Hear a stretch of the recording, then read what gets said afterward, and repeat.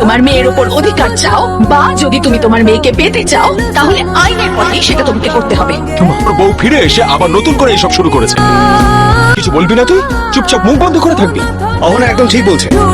আমার মনে হয় এবার কথা বলাটা জরুরি। তুই ভুল করছিস, সাবধানে থাকবি।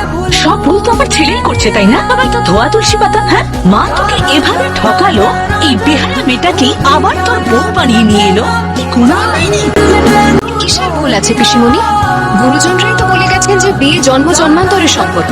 ওর সঙ্গেও আমার সম্পর্ক জন্ম জন্মান্তরেরই হলো। তোমার কি সমস্যা হচ্ছে? তোমার মনে কেন আগুন জ্বলছে পিসিমণি? পল্টু ঠাকুরপো, তুমি কিন্তু এটা ভেবো না যে আমাদের মেয়েদের কেউই নেই। আমরা মেয়েরা একে অপরের পাশে নিশ্চয়ই দাঁড়াবো। কিন্তু তুই কি এইভাবে বৌমার অধিকার কেড়ে নিবি? আরে ওরও তো অধিকার রয়েছে।